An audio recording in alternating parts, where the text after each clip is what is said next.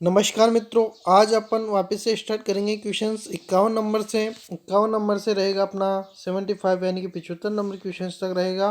देखिए दोस्तों, 50 क्वेश्चंस यानी कि 50 क्वेश्चंस हमने क्लास 1 और क्लास 2 में करवा दिए हैं। उसको पहले आप देखिए तो आपको फ़ायदा होगा। देखिए दोस्तों, हमारे द्वारा यूपीपीसीएल के क्वेश्चंस करवाए जा रहे हैं, यानी कि यह जो पेपर है यह यूपीपीसीएल का पेपर है जो 2019 में हुआ पेपर था। तो पहले इसका पेपर करवाया जाएगा। आपको 1000 क्वेश्चंस हम करवाएंगे, जो कि आपके ओल्ड पेपर्स, जितने भी ओल्ड पेपर्स हैं उनसे जो क्वेश्चंस बनते हैं वह क्वेश्चंस हम करवाने जा रहे हैं, जो कि 1000 क्वेश्चंस करवाने जा रहे हैं। तो आप चैनल को सब्सक्राइब कर लीजिए, तो आपको फ़ायदा होगा कि किस प्रकार के क्वेश्चंस एग्जामों में पूछे जाते हैं। ठीक है दोस्तों, किसी भी प्रकार का एग्ज़ाम हो आपके लिए फ़ायदा होगा, क्योंकि टेक्निकल की क्वेश्चंस चेंज नहीं होते, वही क्वेश्चंस रहते हैं और यही क्वेश्चन वापस से रिपीट होते रहते हैं। तो आप इन वीडियो को अंतिम तक रेगुलर देखते रहिए, आपको बहुत ही फ़ायदा होने वाला है। जैसे कि आज का पहला क्वेश्चन है कि किस प्रकार की वाइंडिंग में कॉयल एक दूसरे के साथ परस्पर छादी होती हैं। तो देखिए दोस्तों, ये जैसे कि ये वाइंडिंग है, पहली, दूसरी यह है, तीसरी यह है और चौथी है। तो आपको यह किस प्रकार से नज़र आ रही है? तो एक चेन की बात ही नज़र आ रही है, तो चेन वाइंडिंग आपका आंसर सही हो जाएगा। ठीक है दोस्तों, बास्केट वाइंडिंग जो होती है ना दोस्तों, बास्केट वाइंडिंग में क्या होता है कि मैं बता देता हूँ आपको बास्केट वाइंडिंग कैसी होती है। कि बास्केट वाइंडिंग में इस प्रकार से बना हुआ होता है, फिर दूसरा इस प्रकार से, फिर तीसरा इस प्रकार से, इस प्रकार से चलती रहती है। ठीक है, लेकिन एक के ऊपर दो तीन चढ़ी हुई होती है। ठीक, तो इस प्रकार से बास्केट वाइंडिंग होती है। डायमंड जो वाइंडिंग होती है वह होती है इस प्रकार से। ठीक है, अगला क्वेश्चन से आपका दूसरे नंबर का क्वेश्चन आज का, विद्युत मापी उपकरणों में हेयर स्प्रिंग की बनाई जाती है। हेयर स्प्रिंग पीतल, तांबा, फास्फोरस, कांस्य या एल्यूमिनियम। तो यह बनाई जाती है फास्फोरस कांस्य की। ठीक है, अगला क्वेश्चन है आपका, रेती में प्रयुक्त होने वाली सामग्री, रेती क्या होती है? एक फाइल्स होती है। फाइल्स यानी कि इस प्रकार का एक औजार होता है, उसको औजार बोला जाता है। औजार है ये, टूल्स है। इसमें खुरदरापन होता है ऊपर से। तो यह क्या करता है कि अनावश्यक लोहा जो होता है ना किसी भी वस्तु पर, तो उसको हटाने का काम यह करता है रेती। ठीक है, तो यह बनाई जाती है उच्च कार्बन स्टील की। ठीक है, अगला क्वेश्चन है आपका, कृत्रिम श्वसन की साधारण और आसान विधि क्या है? देखिए दोस्तों, यहाँ पर जो मुंह से नाक वाली जो विधि दे रखी है, ये किस प्रकार से सही दे रखी है मेरे समझ में नहीं आ रहा, लेकिन आपका जो आंसर रहेगा ना वह रहेगा मुंह से मुंह वाली विधि। ठीक है, ये मुंह से मुंह वाली विधि आपका ऑप्शन सही रहेगा। अगला क्वेश्चन है, किसी सीमा अम्ल बैटरी में प्रति सेल नेगेटिव प्लेटों की संख्या के बराबर होती है। देखिए, हमेशा ध्यान रखना कि बैटरी में नेगेटिव प्लेटों की संख्या हमेशा पॉजिटिव प्लेटों की संख्या से एक अधिक होती है। पॉजिटिव प्लेट अगर दो हैं तो नेगेटिव प्लेट तीन रहेंगे। अगर पॉजिटिव प्लेट चार हैं तो नेगेटिव प्लेट पाँच रहेंगे। ठीक है, हमेशा ये ध्यान रखना। अगला जो क्वेश्चन है आपका वह है, एक कार्बन प्रतिरोध पर रंगों का कोड इस प्रकार है, पहले लाल, फिर पीला, फिर भूरा और अंत में सिल्वर। इससे प्रतिरोध का मान है दोस्तों। देखिए दोस्तों, इस क्वेश्चन को हल करने के लिए आपको कलर कोड मेथड वाली पूरी सारणी जो होती है ना उसको याद करना पड़ेगा, तभी आप इस क्वेश्चन को हल कर सकते हैं, वरना नहीं कर सकते। देखिए दोस्तों, इसके लिए हमने अलग से एक वीडियो बना रखा है, जिस वीडियो के पास हम आपको ले चलते हैं कि कौन सा वह वीडियो है। उसके लिए दोस्तों आपको क्या करना पड़ेगा, यूट्यूब पर आ जाना है। यूट्यूब पर आप जैसे ही सर्च करोगे Balaji ITI colour code method, है ना, मेथड पूरा लिखना होगा, Balaji hitech colour code method, फिर सर्च कर लेना है तो आपको ऊपर ही ऊपर मिल जाएगा। ठीक है दोस्तों, ऊपर ही ऊपर आपको मिल जाएगा। तो यह जो वीडियो है इस पर आप क्लिक कर लेना, क्लिक करोगे तो यह आपको वीडियो मिलेगा। यह हमने पूरा वीडियो डाल रखा है दोस्तों, पूरी सारणी को अच्छी प्रकार से समझाया है हमने इसमें। तो अपन यहाँ से देख के और वह क्वेश्चन से हल करेंगे। तो दोस्तों अपन को ध्यान रखना है कि पहले क्या है, लाल है, फिर पीला, फिर भूरा और फिर सिल्वर। तो इन तीनों के अपन मान निकालेंगे। तो देखिए वहाँ पर चलते हैं। देखिए दोस्तों सारणी को आप ध्यान से देखिएगा। पहला है आपका लाल, तो लाल में अपन उठाएंगे, ये लाल है पहला, तो यहाँ से उठाएंगे अपन 2। ठीक है, ये 2 उठा लिया।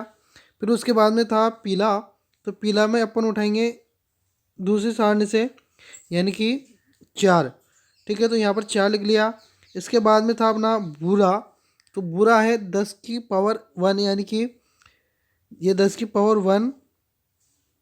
ठीक, इसके बाद में सिल्वर है, जो सिल्वर है आपका अंतिम वाला, जो कि है 10%, 10%। ठीक है, तो दोस्तों अपन क्या करते हैं, इन दोनों को तो मिलाते हैं, इन दोनों को तो मिलाते हैं, यानी कि इसको तो बना दिया अपन ने चॉइस, और जो ये होती है ना गुणक, इसको करते हैं अपन गुणा, यानी कि कितना हो जाएगा 200, 2 4 ये तो मिल गया, और 10 से गुणा करेंगे 240, तो 240 तो ये रहेगा, और 10% यानी कि 240, 10%, यह अपना आंसर रहेगा। दोस्तों इस सारणी में अगर आपको क्लियर नज़र नहीं आ रहा तो आप वीडियो की क्वालिटी बढ़ा लेना, 480 कर लेना। ठीक है, तो आपको अच्छी तरीके से समझ में आ जाएगा। तो अपना जो आंसर है वह रहेगा 240, 10%। देखिए दोस्तों इन्होंने गुणा नहीं कर रखा, इन्होंने तीनों को मिला रखा है, तो यह भी अपना आंसर सही हो जाएगा। ठीक है, इन्होंने गुणज को गुणा गुणा नहीं कर रखा है, तो यह भी अपना आंसर क्या हो जाएगा, सही हो जाएगा। तो 2 4 10 और 10%। ठीक है दोस्तों, आपको समझ में आया होगा अच्छी प्रकार से। अगले क्वेश्चन पर चलते हैं। एक वेव वाइंडिंग में समांतर पथों की संख्या होती है। वेव वाइंडिंग का पूछा है, तो वेव वाइंडिंग में दोस्तों यहाँ पर जो आंसर दे रखा है 6, ये गलत है।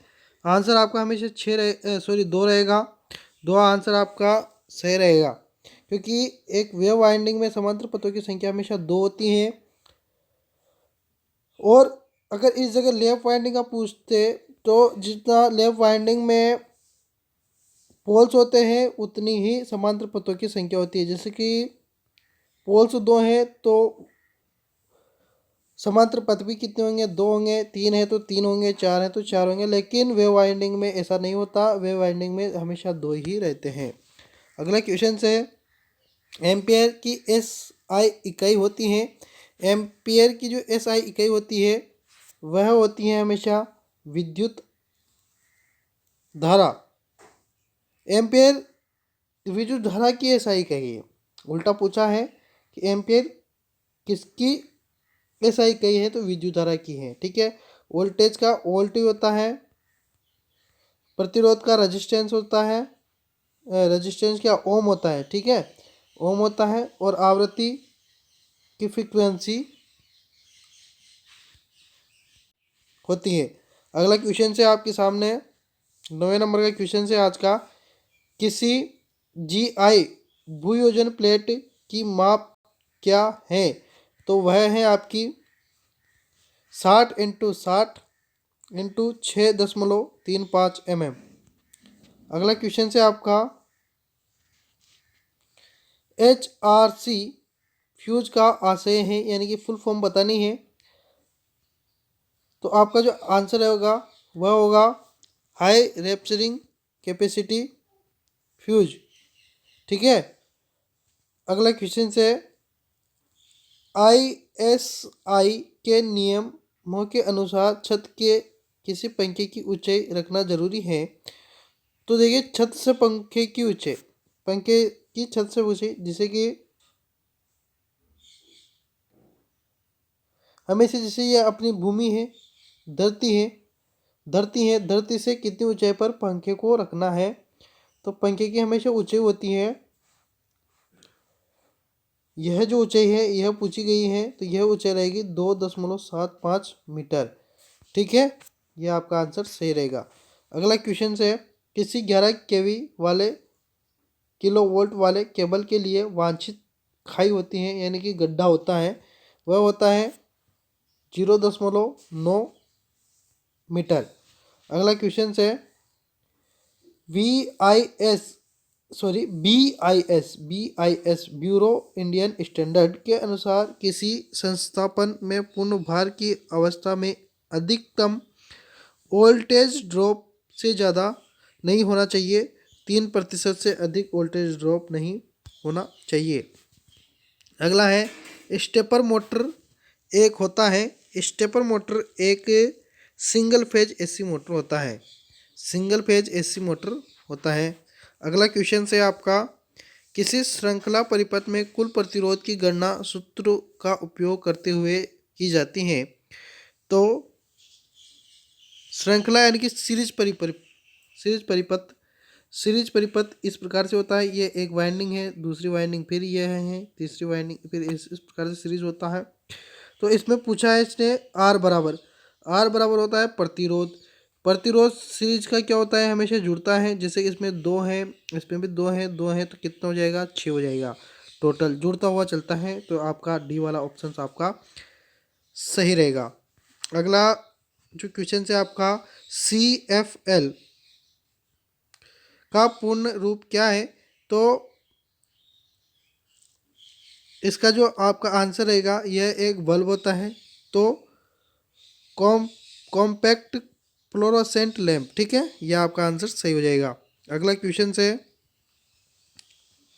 17 नंबर क्वेश्चन है, किसी एकल फेज प्रेरण मोटर की शुरुआती और रनिंग वाइंडिंग के बीच का विद्युतीय कोण इलेक्ट्रिकल एंगल होता है। तो वह होता है हमेशा 90 डिग्री समकोण पर होती है वाइंडिंग्स, इस प्रकार से, नहीं इस प्रकार से, रुकिए, यह वाइंडिंग और एक वाइंडिंग इधर से, बीच में होता है आर्मेचर। ठीक, रोटर होता है, आर्मेचर नहीं होता इसमें, इस प्रकार से होगा। अगला क्वेश्चन है आपका, किसी ट्रांसफार्मर के डीसी सप्लाई से जुड़े होने पर क्या होता है। किसी ट्रांसफार्मर के डीसी सप्लाई से जुड़े होने, यानी कि ट्रांसफार्मर हमेशा ध्यान रखना डीसी पर कार्य नहीं करता। ट्रांसफार्मर हमेशा एसी के लिए बनाए जाते हैं। तो प्राइमरी वाइंडिंग को जल जाएगी, यानी कि उसमें कुछ ना कुछ हानि होगी। जो हानि है पहली, वह होगी प्राइमरी वाइंडिंग, जिसमें सप्लाई देंगे वही क्या हो जाएगी, जल जाएगी। ठीक है, अगला क्वेश्चन है, किसी स्टार कनेक्शन में लाइन वोल्टेज के बराबर होता है, कितना होता है, √3 गुणा फेज वोल्टेज के। ठीक है, तो इसमें से आपका आंसर रहेगा पहले ही √3 गुणा फेज वोल्टेज के। अगला जो क्वेश्चन है, LT यानी कि लो टेंशन केबल के इंसुलेशन का परीक्षण पर किया जाता है। तो 1100 वोल्ट पर, यानी कि 11 kV पर, 1100 वोल्ट पर। अगला क्वेश्चन है आपका, which type of motor is suitable for traction work. तो डीसी सीरीज मोटर। अगला क्वेश्चन है आपका, बिना लोड के डीसी सीरीज वाले मोटर को नहीं चलाना चाहिए, क्योंकि इसकी गति खतरनाक सीमा तक बढ़ जाएगी। देखिए, हमेशा सीरीज मोटर जो होती है ना, इसको बिना लोड पर नहीं चलाना चाहिए, वरना इसकी गति क्या होती है, अपार हो जाती है, और यह अपने बेरिंग्स को या किसी भी यांत्रिक चीज़ को जो होती है इसकी, वह उसको क्षति पहुंचा सकती है। अगला क्वेश्चन से, ISI के नियमों के अनुसार किसी लाइटिंग सर्किट में अधिकतम भार से ज़्यादा नहीं होना चाहिए। तो 800 वाट से अधिक नहीं होना चाहिए। आमतौर पर, अगला क्वेश्चन से, आमतौर पर सकेंद्रीय वाइंडिंग का उपयोग में किया जाता है। तो इसका जो उपयोग होता है हमेशा एकल फेज वाले मोटर में किया जाता है। अगला क्वेश्चन है, लास्ट क्वेश्चन से, आज का अंतिम क्वेश्चन है कि पिक फैक्टर का अनुपात होता है। पिक फैक्टर का अनुपात अधिकतम मान की तुलना में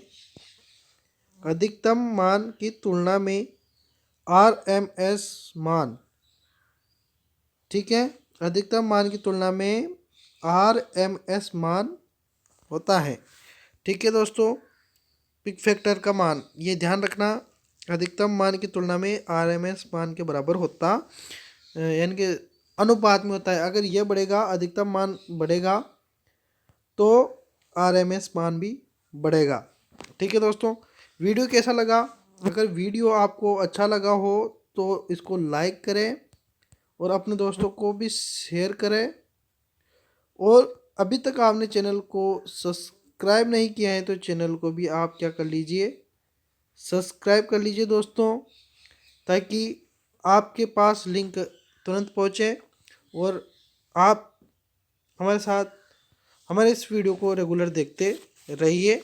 आपको बहुत ही फ़ायदा होगा, क्योंकि ये क्वेश्चंस आए हुए एग्ज़ामों से हैं, ताकि आपको पता चले कि किस प्रकार के क्वेश्चंस एग्ज़ाम में पूछे जाते हैं।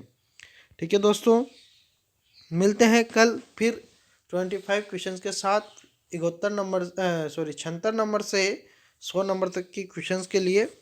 तो तब तक के लिए दीजिए हमें इजाज़त, कल मिलते हैं फिर नेक्स्ट वीडियो के साथ। धन्यवाद दोस्तों।